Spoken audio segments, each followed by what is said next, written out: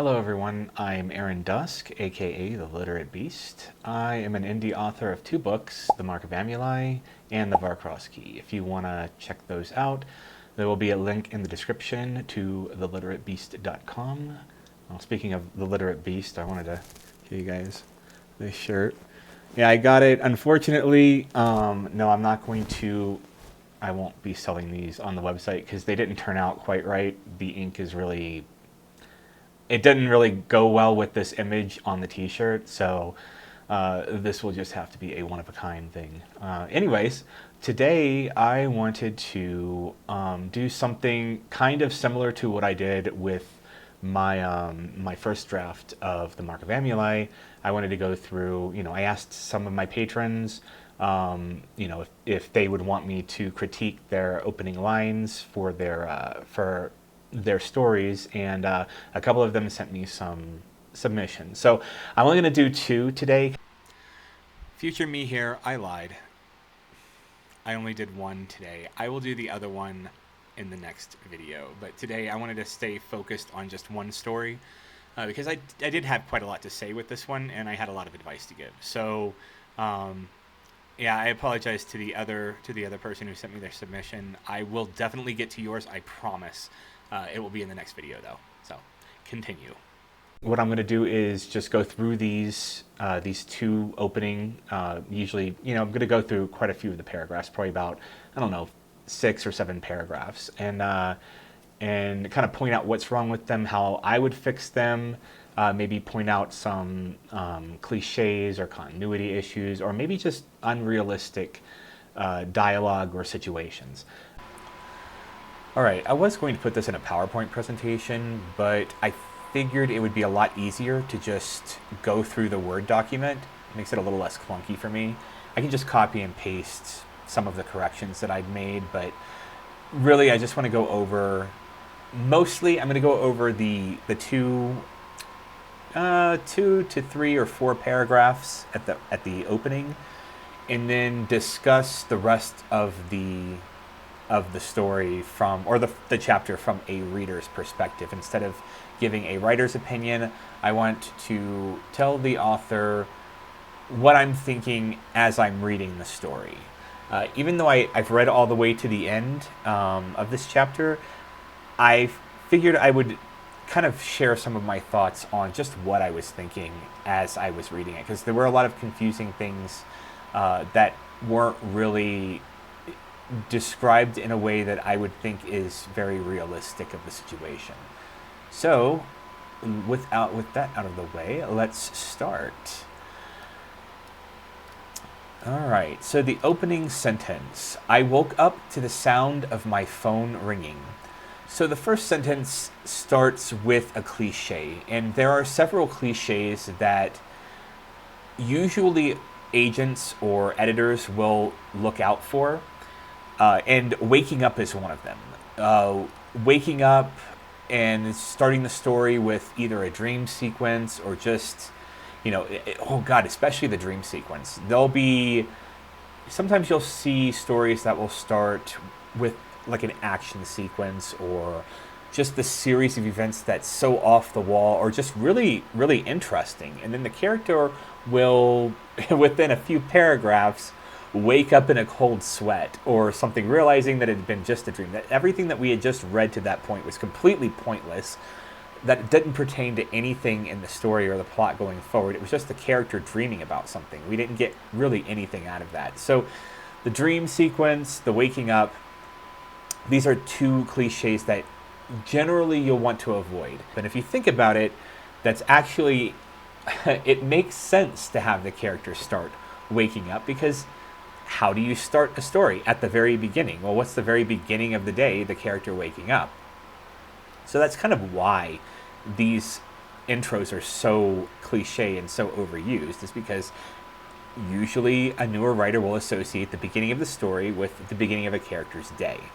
So if at all possible, try to avoid waking up in a story. Also, another cliche would be alone time. Like the main character might be sitting in his or her bedroom all alone, thinking about things, or it could be like an old man sitting in a rocking chair, reminiscing the good old days. It has absolutely nothing to do with the story. The memories don't have anything to do with the story, but we're introducing the character through these memories. And again, it may be a bit of information later on down the road, but it is a cliche for a reason. People usually start stories with a character reminiscing, and then okay, for a good example of this would be like, let's say the movie Princess Bride, where you have like the beginning of the story where Grandpa reads the kid the story.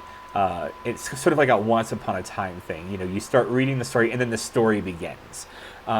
So in this way, the grandfather sitting in a rocking chair, reminiscing about the good times, and then the good times are where the story begins. Like the story itself is Grandpa's story, but he's telling it in narration at the very beginning, when we should just start at the very beginning of the story, not necessarily the old man in the rocking chair. Another one that's a really, really common cliche is opening in a cafe. You'll see this, go to any Wattpad story, or at least it was a big thing in Wattpad like years ago, where just characters would just start out in a cafe. And I don't know why a cafe. I'm not exactly sure where this came from, but one of my friends actually sent me the opening chapters of his story, and we actually had a couple of cliches at the beginning. One, we had the character waking up, and then we had him going about his day, like getting dressed, eating breakfast, reading the newspaper, all of this stuff that is just very, very boring. We don't really need that in the first sentences, but they're usually done by a lot of newer writers. And then he not only does that, he drives from his house to the cafe. Now, something that happens along the road where a police officer pulls him over. The police officer ends up being the love interest later on. So that's actually pertinent to the story. So in this case, the drive to the cafe would not be a cliche, but when he actually gets to the cafe, now we're at the cliche again, because he then meets up with this same person, this police officer, at the cafe, and they're usually like, this is the start of the enemies to lovers type trope, but it usually it starts in the cafe, and this is usually a contemporary romance trope, which has been quite the cliche for a long time. So just don't do it. Try to avoid that. Try to make it your own. Try to make it more unique, and don't copy the whole cafe thing. Future me here. Just wanted to list off some cliches for opening a story that I didn't get into this video because it was just too long and I was describing way too much. So a couple more that you should probably avoid is starting a story with the weather. It was a dark and stormy night, for example. You'll want to avoid long descriptions of characters, such as just describing, makeup, all of their physical appearances, all that kind of stuff. It's kind of overdone, especially when you're describing all of those physical appearances and start dropping name brands. I see that a lot in like younger people fiction. You'll want to also avoid like the crisis scene, usually involving very high stakes, very high action, beginning with like absolutely, there's no even though it claims to be high stakes, there's really no stakes at all because we don't know who the characters are. So I see this opening constantly because often writers are told that they should open with a hook. Well, opening with a hook doesn't mean putting your main character in a life or death situation at the very start of the story, but this tends to happen a lot. So yeah, those are the other three more popular cliches that I wanted to get in before continuing on. Let's skip past the first sentence and go to the next one. Wiping the sleep from my eyes, I cringed at the noise and fumbled in the dark to answer. It was hard to tell whether the faint light from my bedroom window was the endless sky pollution of suburbia or the pleasant beginnings of dawn. Finding my phone, I answered before my eyes focused enough to see who was calling. This is kind of a confusing sentence. It was like he answered before his eyes focused enough to see who was calling. Um, okay, so I guess that means he's answered the phone before he saw who was calling. So, that kind of makes sense. It's very clunky. This right here is a very disjointed sentence. We don't really need this in the first paragraph. I would kind of merge a lot of this together in sentences and make it flow a little better. Also, increase make the cadence a little better in this as well. But this right here, you can just delete completely. There's really no reason to put this in right now. You can put this in later on, like maybe when he's driving. Describe the light, because right now he's just woken up. He's half asleep. He hasn't even barely opened his eyes yet. So kind of capitalize on that. Really bring us into the moment of him being startled awake by this phone call. A warbled ringtone startled me awake, the muffled noise emanating from somewhere under the covers. Okay, so I'll explain why I kind of put the phone in a location.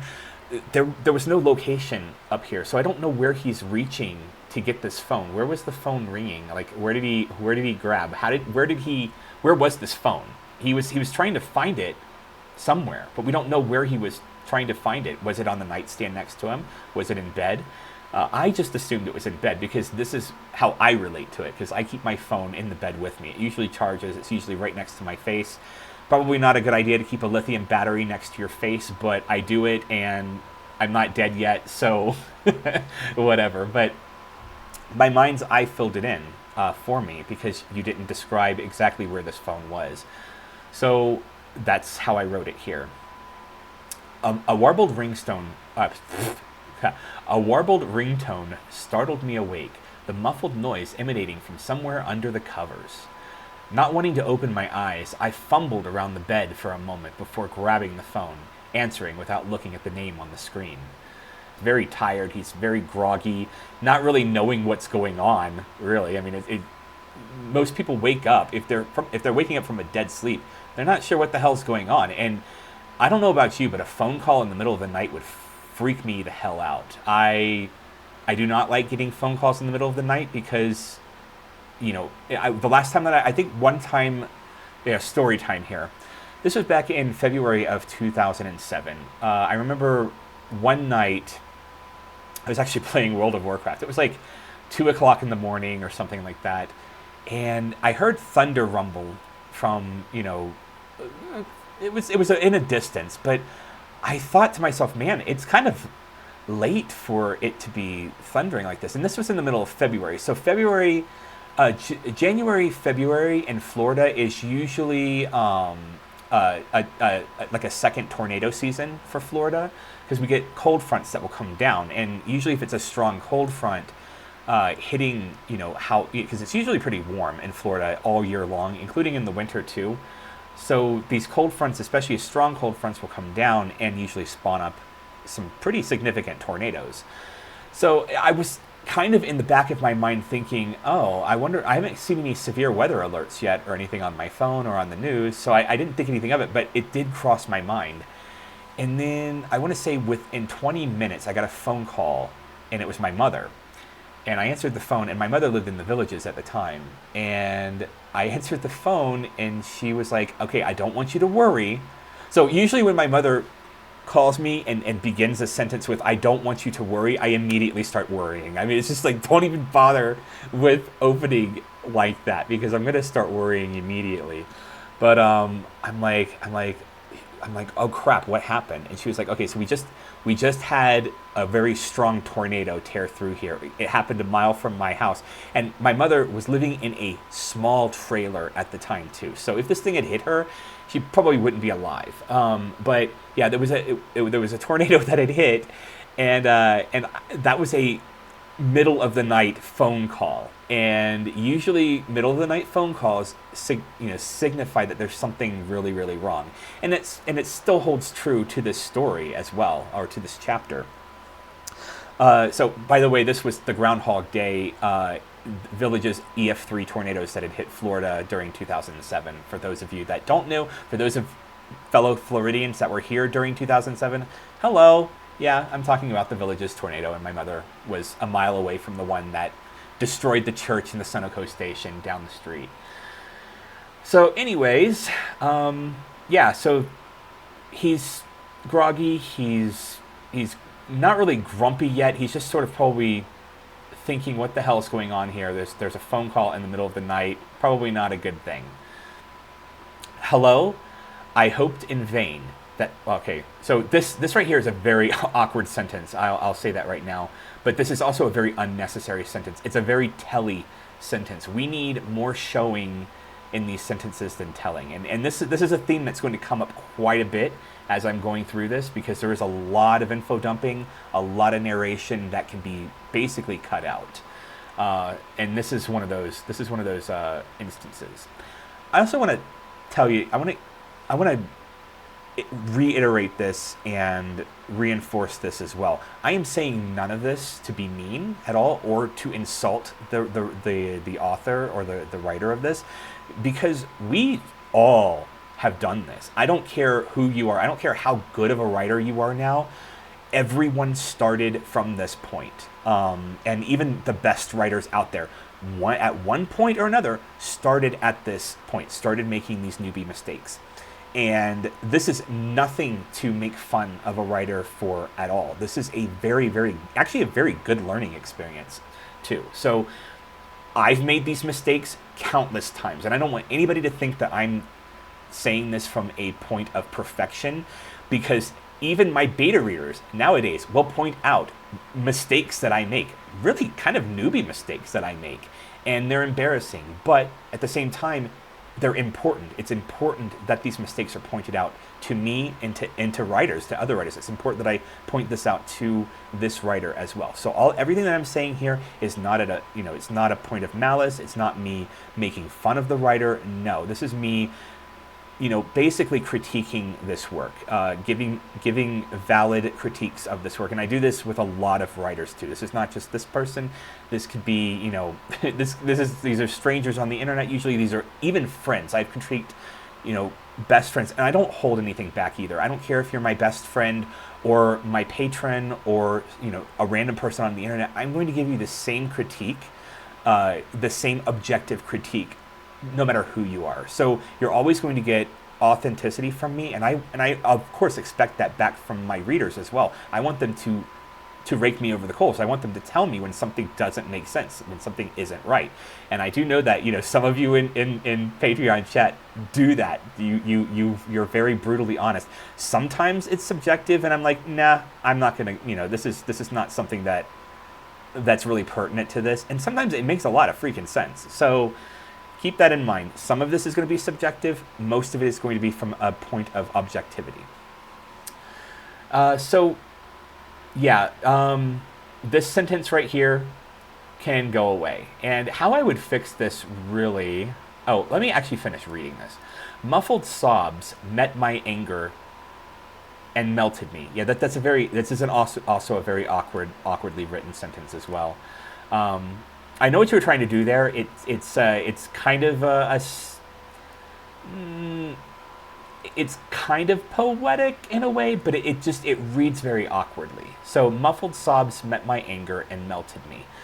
As I sat up in bed, the name that came into focus on the screen was an unexpected one, Ivan. So let's clean up this a little bit. Let's make it flow a little better.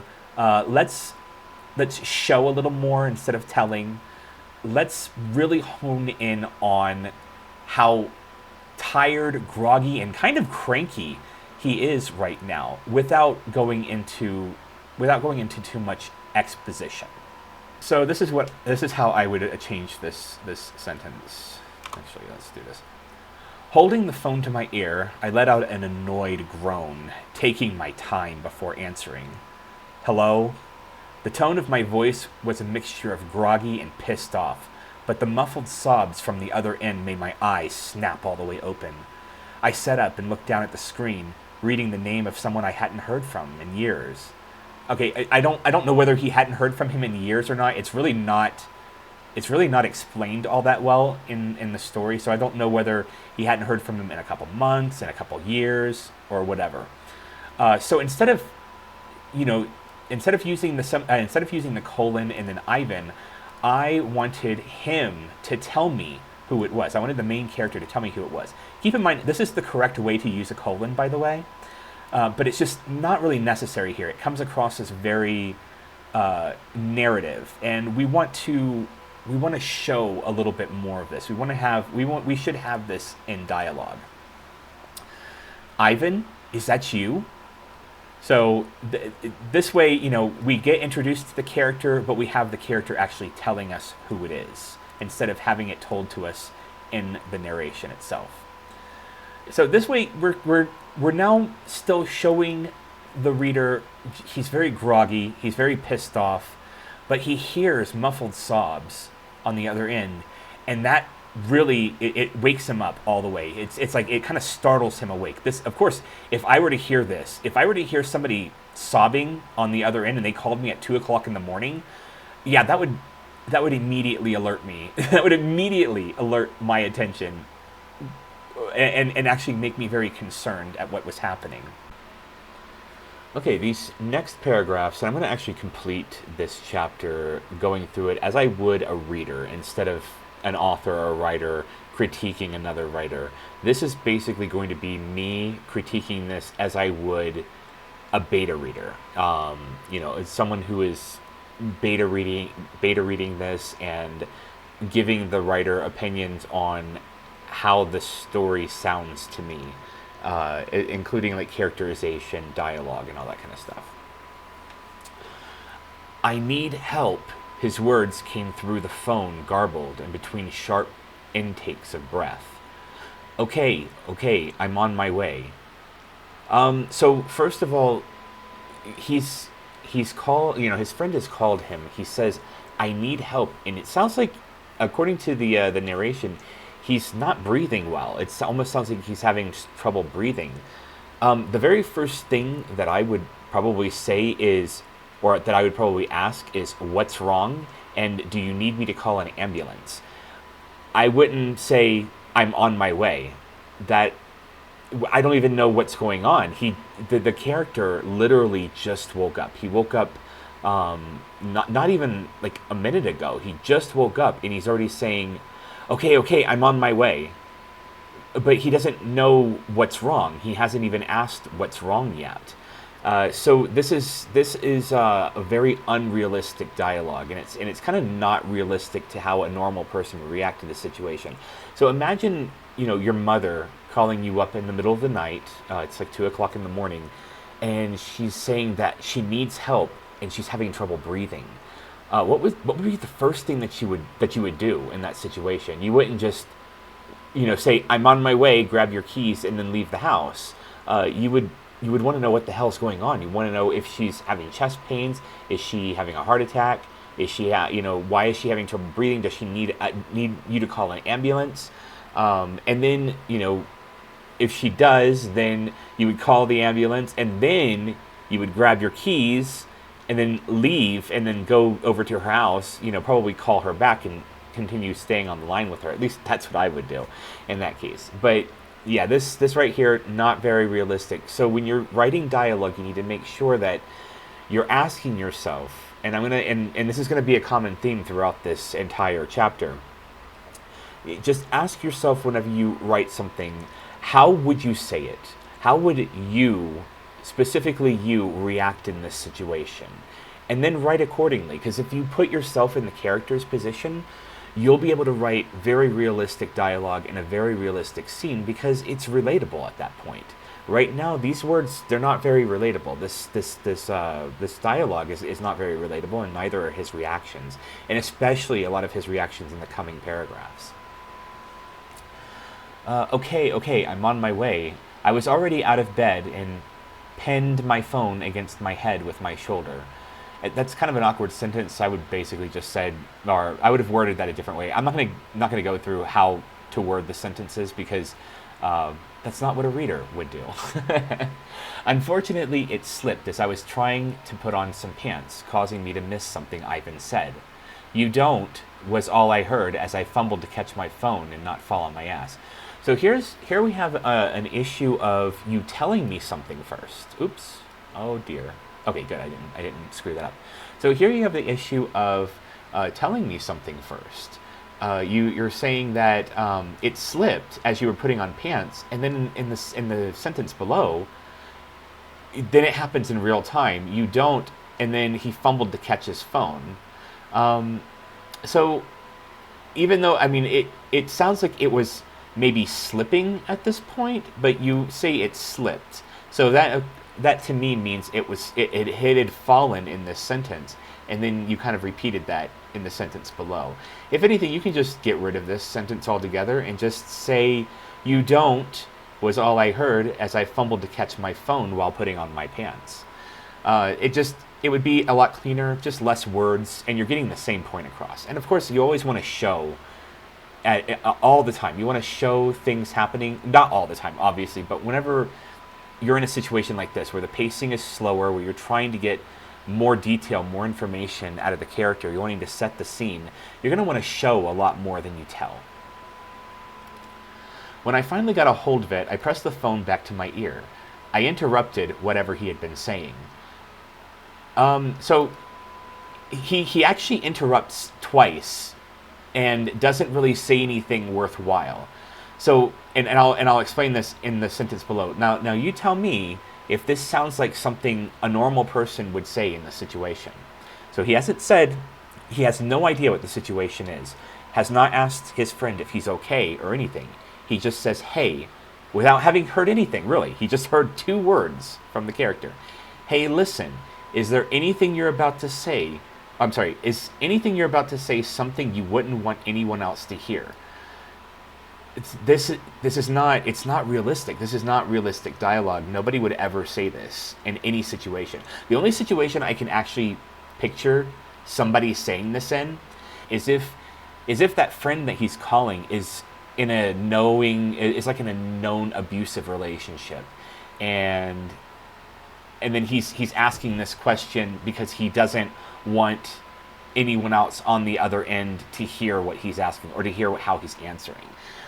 So that would be something that, maybe somebody would send in or would ask in code if somebody else is suffering from physical abuse or something like that. In the pause that followed, all I heard was anxious sounds of breathing as he tried to compose himself. So is he trying to compose himself? Like, how would you know this over the phone? He hasn't really said anything. We're getting anxious sounds of breathing. So if he's having like panic attacks, if he's breathing anxiously, how would the character know that he's trying to compose himself at that point? So it's just a question that you'd want to ask, because remember, the character's not looking at this character. They're talking over the phone. So there's very limited senses being used here when he's talking over a phone. So anything that a character would see, for instance, he would probably see his friend compose himself, but he probably wouldn't hear it. At least not without hearing anything he said so far. Yes, I interrupted him again while I shoved my feet in my shoes, not taking the time to put on socks. Then don't say it. I'll be right there and we can talk, okay? So once again, this is very frustrating. This is a very, very, very frustrating few paragraphs here, because we're just wanting this person to ask what is wrong. The reader right now, in any position, not just me, but anybody who's reading this, would probably be like, can you just have the character ask him what is wrong? We don't need to artificially make this more suspenseful than it already is. What you're doing is it's kind of like artificial suspense, and a reader can pick up on that right away. It's very irritating. Don't do this. Basically, make it make sense. So if you don't want the person on the other end to be able to answer, have the phone cut out. Something that would make the and in fact, don't make it quite so alarming. So maybe have it cut out at the very beginning, like he'd say, hello or something like that, but he would sound very sad. He would be audibly upset, and then have the phone go out or something happen to where he can no longer communicate with his friend anymore, which would then not rise enough suspicions to like call the police or something like that, but would make him concerned enough that he would want to get in his truck and travel across the city to go visit his friend to see if he's okay. Okay, so enough on that. Okay, and then he does something after this that absolutely infuriates me, and I don't understand why you decided to have the character do this. A faint noise sounded vaguely affirmative a faint noise that sounded vaguely affirmative came through. This right here, it doesn't mean anything. This is what I call telling language. You're saying that the noise sounded vaguely affirmative, but I don't know what that means. I can't hear it in my mind's eye right now. In my brain, is he going mm-hmm? Is he going is he saying mm-hmm or yes or something? I don't know. Like, what is vaguely affirmative? What does that mean? What does that sound like? Describe that sound. You need to show us what that means. So don't just tell us that things are creepy or things are vaguely affirmative or these are very, and in fact I'm going to kind of be repetitive here, it's very vague. There's nothing that you're showing us. There's nothing here that's showing us anything. I want to know what the sound is. I want to know what a vaguely affirmative sound is. Okay, and then he hangs up the phone, and then he holds the power button down and turns the phone off. Why? Why would you do that? Why would you turn the phone off? What if he calls back? Or what if you need to get in touch with him again? This doesn't make any sense. And then he does something else. He tosses the phone on the bed and rushes downstairs. So he leaves his phone behind. He not only turns off his phone, he leaves his phone behind. And even though even though it's kind of explained why, the why leaves me just as confused as this does. So there was really no reason he needed to turn off his phone or even leave his phone here.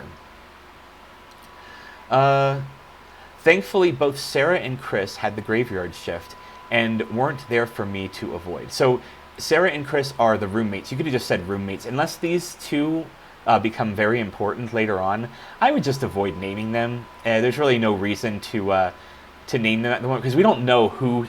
I didn't know before I read below. I didn't know who Sarah and Chris were. I was like, who is Sarah and Chris? Are they his coworkers that are going to cover for him in the graveyard shift?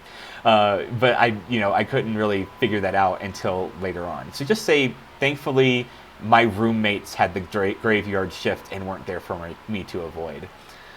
My body brought me to the parking garage automatically, and my anxiety ruminated over what trouble Ivan could possibly be in. Well, okay, so first of all, my body brought me to the parking garage. That's kind of a weird. It's a very weird sentence. That's a very weird way of putting that.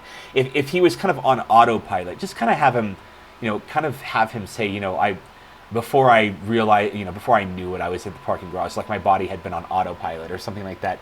But having like my body bring me to the parking garage, it almost sounds like, have you ever watched a movie where they're practicing voodoo and then they people become puppets, or dead bodies they rise out of the ground and they become puppets, that sort of thing. It's kind of what the image conjures in my mind. It's kind of silly. And here's the thing. He wouldn't be ruminating over what trouble Ivan could possibly be in if he had just simply asked him on the phone. So this, again, is just extra words that don't really mean anything, because this could have all been answered very easily in that phone call. Or this would have made more sense if he had been cut off and he couldn't get in contact with his friend anymore. But this was just kind of self-inflicted, this anxiety. So in here, I crossed all this out because this is an entire paragraph of basic info dumping. It's basically describing who Ivan is, kind of his history. He'd lived with him and his grandfather the last few years of high school after my parents kicked me out. all of this stuff, like right now, we are in a very tense moment. And one of the things you've got to understand with pacing, especially when pacing a story like this, is that there will be times to slow the pace down to allow us to take in this information naturally. And then there are times when the pacing is very quick, like it is now. There's a lot of tension here. There's supposed to be, he's very anxious at the moment. He's wondering if his friend is okay. This is a very tense moment. There's a lot of suspense here, and it's being broken by this entire paragraph of info dumping. So you can just get rid of this altogether and keep the suspense going. Weave this into the narrative later on. Have it naturally come into the narrative later on. Don't just break up the tension to throw this in. So in the next paragraph, my truck was a bit of a wreck. So what does that mean exactly? In fact, you can probably get rid of this sentence altogether, and then after that, describe why, what about the truck is a wreck. So you explain that the radio had broken last weekend, and one of my taillights had been busted with a rock or something, fell off of a truck on the freeway and shattered it. When a rock fell. Okay, I read that wrong. But I would go as far as to, say, I'm going to guess that since the radio doesn't work that well, that this kind of is a beater truck, or it might be a very, very old truck. Describe this, because I don't really know if this truck is very old, or if it's a new truck, or a newer truck, but it's just not been very well taken care of. You could describe things like torn leather seats, or maybe a crack in the windshield. You've already described, one of the headlights that had been busted. You could describe the paint peeling off of the truck on the hood, for example. There's so many things that you could do. Just describe the truck a little bit more to me, so that I can get a picture of it in my mind's eye, get a picture of what he's driving. Because right now I don't really know what his truck looks like. He's just sort of here at this truck. In my mind, it's just this gray vehicle that he's driving. I don't know much about it. It's kind of featureless. My anxious mind buzzed with the possibilities. With what possibilities? Are we? Because if he's talking about his anxiety dealing with thinking that there's something wrong with his friend, this is kind of repetitive and doesn't really need to be there. You can just omit that altogether, and then maybe have his anxiety peak when his truck doesn't start. That would make more sense.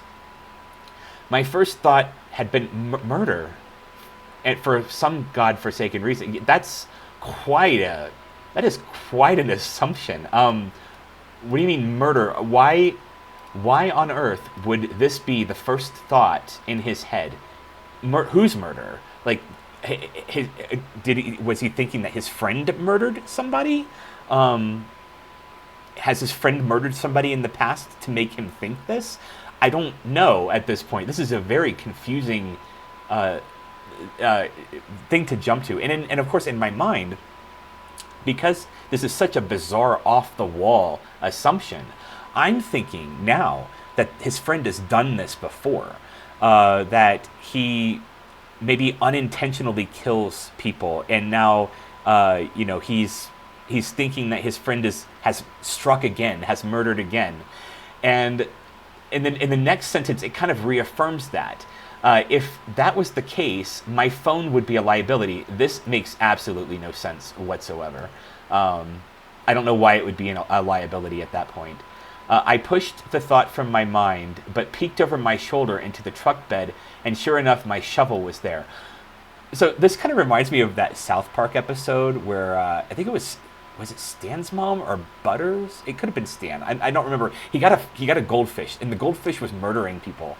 And Stan's mother thought that it was him, so she would go out to the backyard and bury all these people because she thinks that her son just keeps murdering people, like he's a psychopathic serial killer. And that's kind of what I was thinking when I was reading this. I'm like, okay, so he's now getting a shovel and covering up one of his friend's many murders because his friend is a serial killer or a werewolf or something that he can't really control himself. He's just hysterical, and now he's got to go and cover up a crime. That's what I thought, but something much further down absolutely destroys that as well. It just completely contradicts it. So, as far as I know, this murder, jumping to this conclusion of murder, it makes no sense to me whatsoever. Especially the shovel. That's wow. That also plants this seed of, I don't like this main character at all. If this is the first thing that he thinks of, like he's going to grab a shovel so that he can bury a body, like that's the first thing he thinks of. Like not asking his friend if he's okay, but going to bury a body. That kind of paints the main character in a very morally dubious situation, and it's probably not what you're intending, but that's definitely what I think in my head. So the engine roared to life with the third turn of the key, and I was off into the night. The road was well illuminated thanks to the full moon overhead, despite the flickering, half-functioning street lights. Here, near the border of Orange County, the government loathes spending money on infrastructure. I visited Ivan a few times since we moved back home and knew very well to avoid the potholes as I made my way to the freeway. We don't really need this. I'm sorry. We don't really need this sentence right here. This, if you go back and read this, you'll see how out of place this sentence sounds. Especially since you're kind of telling the reader what they already know. If you're describing potholes and flickering half-functioning streetlights, then the reader can already surmise that the government really isn't taking care of the streets. They're not really spending any money on the streets. So you don't need to reinforce that by stating that here. The reader can already come to that conclusion.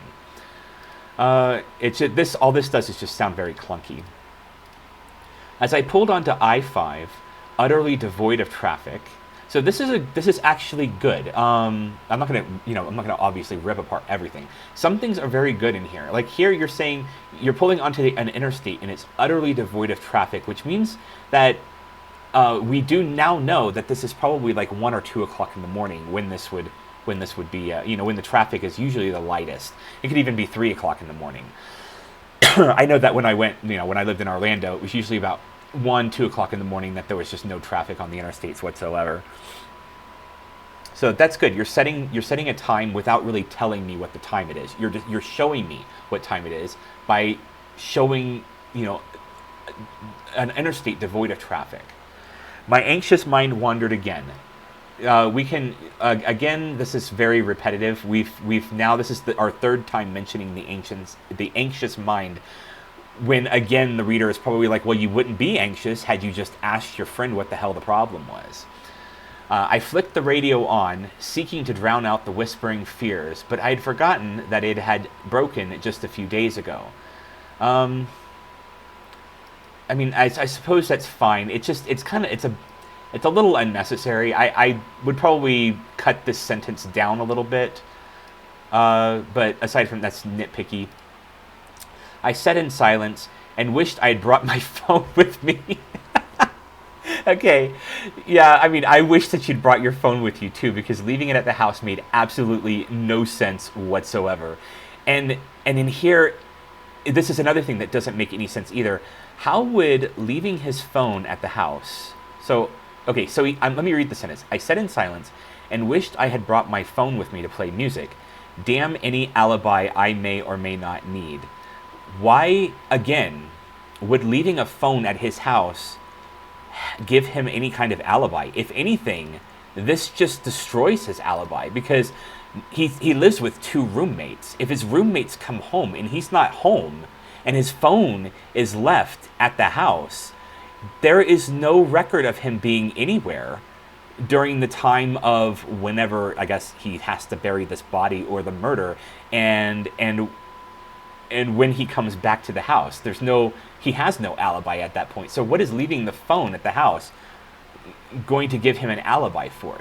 That makes absolutely no sense. Again, I would strongly reconsider leaving the phone at the house. That it's unless unless there is a reason, unless this comes into play later on, and the phone kind of changes the plot in a way, then I guess I can kind of understand it. But then the phone itself becomes some kind of MacGuffin, and MacGuffins are not viewed very well in the literary community as well. So it's very contrived at that point, and just there to move the plot forward. So we don't want to do that either. But in any case, leaving the phone at home really wasn't necessary. Irrational possibilities buzzed around me like gnats. So this sentence could have been moved up. All of this other stuff could be gone, and this sentence can be moved up. And I like this simile here. You should use more of these similes to kind of set atmosphere as well. Buzzed around me like gnats paints a very nice picture of what you're trying to tell me, and of course of how anxious he is. So yes, more similes like this, very much approve. What if okay, and then now he asks a question which destroys the whole theory of his friend is a serial murderer and he's going to go and cover up what his friend has done by burying a body. What if this was a prank? Why would he ask this if the very first thought that came to his mind was murder, and then now he's asking himself, what if this is a prank? This thought process makes absolutely no sense whatsoever. I don't even think if this main character was like clinically insane, maybe this might make sense. But we're jumping from one irrationality to another one, and it just doesn't make any sense. Sure, Ivan had been my friend all these years, but his sense of humor was rather strange sometimes. What does rather strange mean? This is another one of those telling words. Strange doesn't tell me what his sense of humor was. Did he have a dark sense of humor? Did he often joke about murdering people? That sort of thing. Like, why was his sense of humor strange?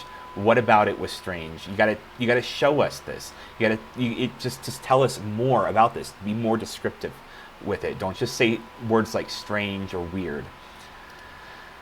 Or worse, what if this was a trap? So now we've gone from whimsical to now we're back to life or death. What if this was a trap? What if Ivan was being held by some serial killer and they wanted to grab a free victim? So if your mind is now wandering to this, what if he's being held by a serial killer and you've left your phone at home to where you cannot call the cops, and now you're driving to your friend's house all by himself, or all by yourself, without any backup, without any police officers or police presence or anybody who could actually do something. This character is just going to go there thinking this. Again, this is self-inflicted, because all the character would have had to do was say, what's wrong? Just a simple what was wrong, and most of these words would be gone. There would be no reason for most of these words. But we didn't do that because it almost feels like it was artificially... You artificially did this, had him not ask, in order to kind of give us all of this information through narration and show us how anxious he is. But it comes across as being very superficial. It doesn't seem very real to me at all. In fact, this is not very realistic in the least bit. And so this is kind of... and this is gonna sound mean, but I don't mean it to sound mean, because this is a very common thing. And in fact, you'll see it in a lot of horror movies. It's called the dumb character syndrome, where the character is just so incredibly stupid they shouldn't be alive. If he's thinking that there's a serial killer in that house and he's going there all by himself, that is a very stupid decision, and one that no rational person would make in real life. My mind lingered on the shovel in the back of my truck. My mind is lingering on that too, because I'm wondering what the fuck the shovel has to do with anything. Because obviously the friend is not some serial murderer, so why would he even need the shovel? What is he going to is he going to hit a serial killer over the head with it? What if the serial killer has a gun? I don't know. I don't know what he's thinking here. My thoughts were normally not this paranoid.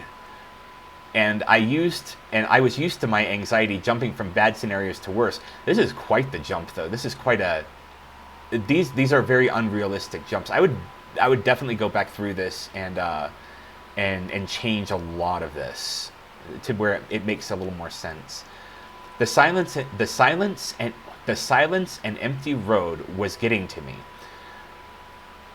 I nearly missed my exit as I tried in vain to banish these things from my mind. All of this is it's just very repetitive. We're told he's anxious over and over and over again. But at this point, it's kind of lost its impact.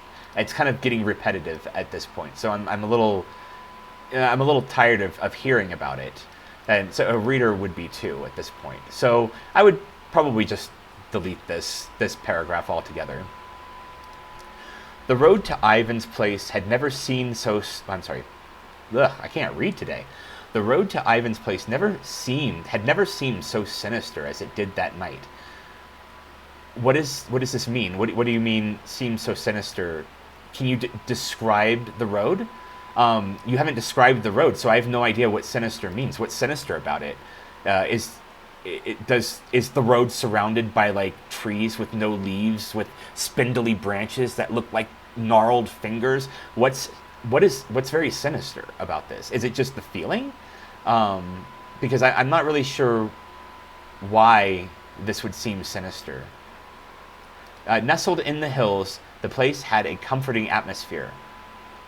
So here you're describing the house that he hasn't seen yet. He's still up the road. There's no house in sight, but you're now describing the house.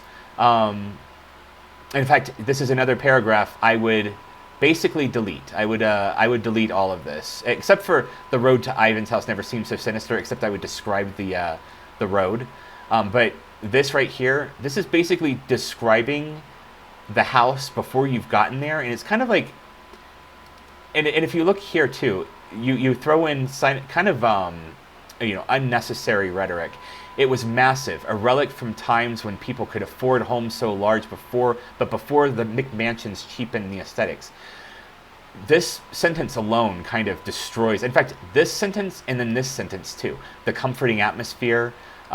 This sentence describing the rhetoric or the rhetoric, and then this right here describing that Ivan's grandfather had grown up in it. You've completely destroyed the tension in this paragraph right here. I have now gone from being in suspense to now reading another info dump, and this is actually destroying. This is destroying the pacing of this chapter right here. These paragraphs obliterate pacing. So just remember that whenever you go to drop a lot of information, ask if it's really relative to the scene or important to the scene at the moment, because you may actually be wrecking the pacing. The little transponder Ivan had given me signaled the great metal gate to slide open. What is a great metal gate? What does this look like? What does this gate look like exactly? What is it? Is it making any noise when it slides open? All of these are very good descriptors, and they can add atmosphere to, if there's something sinister about the road, maybe make the gate look sinister too. Have the gate have those, black metal bars with the spikes on the top of them. Have the gate make a high-pitched squealing noise as it creaks open, as it slowly drags open across the ground, that sort of thing. Create the whole point of this is to create tension, is to create atmosphere, using descriptions, using the setting. A chill ran up my spine as I took the long, winding road deeper into the hillside. Why is a chill running up his spine? What did he see? What's so sinister about this? What is making the chill run down his spine at the moment? We don't know, because nothing is being described. The road's not being described. The trees are not being described. You're not creating a spooky enough atmosphere here. The reader is just basically like, okay, a chill ran down his spine. There's nothing running down my spine because this all seems normal to me. I can't, in my mind's eye, picture anything creepy. On a normal night, I'd have been able to see light from any number of windows peeking between the trees, but the only light as my truck slowly made its way along was that of the moon and my lone headlight. I couldn't imagine staying here alone. Excuse me. I couldn't imagine staying here alone. A pang of guilt ran through my chest as I remembered the unmade boxes back at the apartment. I promised to move back into the big creepy place, after Ivan had moved back in, or after Ivan had moved back and my lease was up. I had only a few weeks left. Like many things, the task has gotten away from me. Again, we are destroying tension here. We are. This does not. We've gone from him having, a spine-tingling moment to now having a pang of guilt. This guilt is not what I would be feeling at this moment. His friend was gasping for air and was crying on the other end of the line, and I don't know what's going on. So guilt is not something that this character should be feeling at the moment. He should be feeling fear. He should be feeling, he should continue to feel creeped out by what's going on. Although, like I said, I don't really know what's creepy about any of the road or the mansion right now, because it hasn't been described. So my truck rumbled to a stop next to Ivan's Mercedes in the front of the building. So here would be a great place to describe the mansion. What does the mansion look like? What is creepy about it? Like, does it have Gothic style windows? Does it have steep spires? Are there broken planks of wood on the steps? Are there shutters crooked? Describe the mansion. Describe it in a way that would sound like the Addams Family mansion, for crying out loud. Just give me something, anything. I dug through my glove box for a flashlight. Why would he grab his flashlight? I don't know. Why would he grab his flashlight? There's a full moon out, so we can obviously see where he was going. And by the way, this flashlight never gets turned on, so I don't know why he grabs it. And I made sure to grab the shovel from the back, just in case. Just in case what? I mean, is it just in case there's somebody inside and he has to hit him in the head with the shovel? I can think of so many better weapons than a shovel. Or just in case he has to bury a body. I don't know. At this point, I'm so confused. The grand house stood with windows unlit. Describe the house to me. The house, it looks like one of those Tuscany stucco houses in my head right now. Its edges blended in shadow with trees to either side in the sky above, in the dark sky above. Well, now we've described kind of the shadows in the sky, but we haven't described the house at all. Now we're talking about the guilt again. He's approaching this building. His anxiety should be building at this point. There is no room. There is no time for guilt. And then now we're dropping more info dumps in this. So this is a huge paragraph. You've now completely obliterated the pacing again, and completely wrecked the atmosphere, the mood that you were trying to set. Just always be aware of these types of paragraphs that don't have anything to do with the scene at hand. They're just there to basically dump information that the reader would probably be much better off getting trickled throughout the story, or at least until we meet Ivan. We haven't even met Ivan yet. We've just met him through these thoughts, these info dumpy thoughts, and we haven't formed any connection with him yet. In some of these this backstory, I don't feel anything for this character yet because I haven't met him yet. So we don't really need to have these huge paragraphs describing this. We need to stay in the scene. It was, oh God, that sounded so mean. I'm not meaning to sound mean. I get very passionate about writing. But no, I'm not being mean. I'm just trying to explain, why this stuff is just it's destroying the pacing. It's taking me out of the mood, and it kind of annoys me in a way, and it'll annoy the reader too, because the reader's like, I want tension. I want to know what's going on here, but then we're taken into a flashback, so it can be very frustrating to the reader. It was unlocked. The awkward, nostalgic passion that filled me moments prior drained with a chill down my spine. Again, first of all, chill down spine is very cliche, and you've already used it one time, so now we're using it again. But we should have never had this nostalgic passion to begin with. This house is creepy as fuck. According, to how you were trying to set up the atmosphere. It's a creepy house. His friend could be dying. There could be a serial killer inside. There could be murder. I don't know what the murder was, but all of these weird scenarios, these violent scenarios, there should have been no time to wax poetic about nostalgia. He's on edge right now. He should be fight or flight at this moment. Not wanting to dare with the flashlight. See, why bring it? There is no reason to bring this flashlight whatsoever. I slipped it back into my pants pocket and gripped the shovel tightly in my left hand as I slowly pushed the door open. The grand entrance hall was silent as a mausoleum. So here we have another wonderful simile. And I love your similes because they set atmosphere, they set the mood.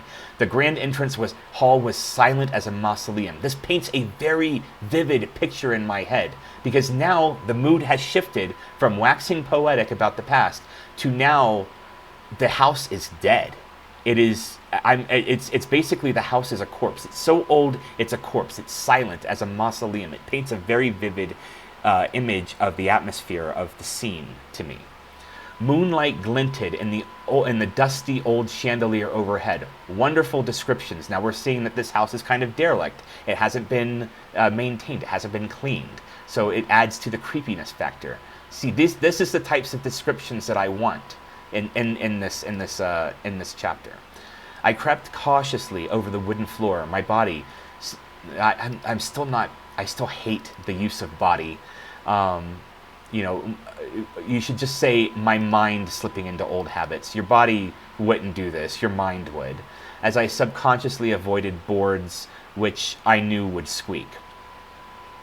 A faint light and some soft, indistinguishable noises came from the hallway. What are soft, indistinguishable noises? Describe these noises. You've got to describe what I'm hearing here because I don't know what these are. They're as indistinguishable as they are to you. You can hear what they are. They're completely indistinguishable for me because they could be dogs barking for all I know. It could be clown shoes for all I know. It could be a freaking bike horn. I don't know what the noises are. They're indistinguishable just on page as they are in my mind. The den. Okay, so this fragment is not used correctly. Now, I'm not saying that fragments cannot be used in fiction. Fragments are used in fiction all the time. I use fragments in fiction. But usually fragments are there to usually emphasize something. They're to give weight to the sentence prior to them. It's not to describe what the sentence prior to them was supposed to describe. So you could just say a faint light and some noises came from the den down the hallway. Because this right here, it doesn't add anything. It's very clunky. It's not used correctly. This would be grammatically incorrect. Ivan's granddad had spent most of his time in there. It had been his office and held a collection of various dusty books, a fireplace, and a smoking chair. How about we describe this when he actually gets to the room? Right now, what you're doing is you're taking me away from the character. You're putting too much distance between me and the character because I am too much in the character's head. I have been living in this character's head when I need to be living in the character's world. So I need to be experiencing what this character is experiencing as he's walking down the hall. I need to see what he's seeing at the present time. Even if this is written in past tense, you're still writing as the character would see it at that point. So all of this unnecessary. I want this described when he actually gets to the room. The hallway seemed to stretch on forever as I approached the slit of light on the edge of the barely open door. Is this moonlight or is this the bedroom light? And if it's the bedroom light, why didn't he see this light from the road or from the driveway? The sounds slowly resolved into familiar sounds that had come through my phone just a half hour before. What are these sounds? Are these sounds of him sobbing, of him gasping for air? So if that's the case, then this next sentence makes no sense. My shoulders relaxed and I walked more casually. Why would he relax and walk more casually when his friend is crying or sobbing and having a hard time breathing? Why would he relax at this point? So okay, he enters the door and he says Ivan. So there's now there's a figure huddled across from me that was not Ivan, not as I would recognize him anyway. What does this mean? Like this right here doesn't need to be there. Take that out because we don't. I know that you're trying to hint that Ivan is not the same or he has transformed into something. He's become something else. But the character, unless the character knows that already, and it sounds like he doesn't, like he's completely clueless, at least from all of the contradictory statements that we've gotten so far, we should just have the figure huddled in the corner. And then, while the figure is huddled in the corner, we can describe the tattered books or clothing and the scraps of books strewn about the room that should have been on the elaborate bookcases that adorn the walls. You know, now we can start describing what he's seeing in this room. So more description would be necessary there. But anyways, so that's the end of that. I hope that helped out a bit. I hope that didn't sound like me being an asshole, because I really didn't mean for it to sound like that anyways, because this is me trying to help you, trying to teach you, you know, what mistakes you're making, because all of these mistakes I've made before. I've made them in the past. Every writer has made these mistakes. Nobody is immune.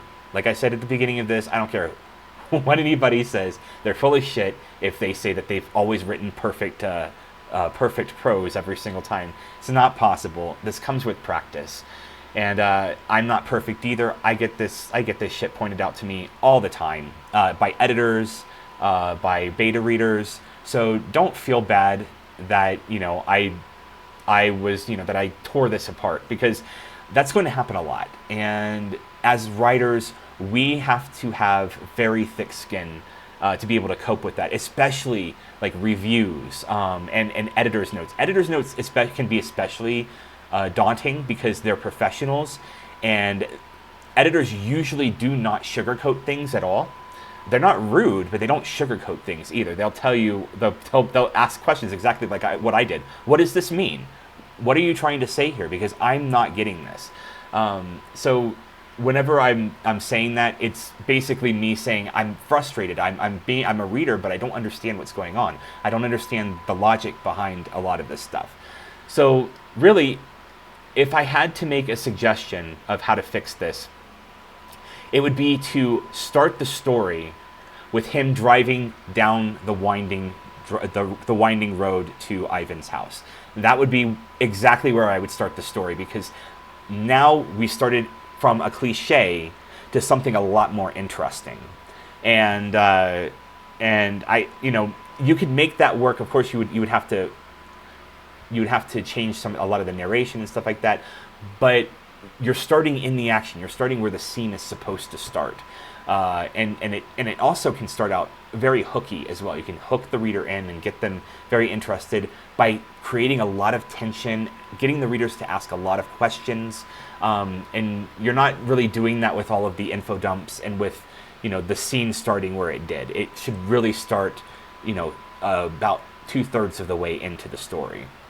So that's really all I have right here. I will get to the other book, or to the other story, or the other chapter in the next video. This one it took a lot longer. So yeah, sorry about that. I definitely will get you. I haven't forgotten, but I hope that this was helpful. And if it was helpful, it's helpful to a lot of you out there. Just like and subscribe, and, you know, comment below and tell me what I messed up or what I could have done better, or if I missed something, you know, just let me know in the comments. Anyways, that's all for today. Take care.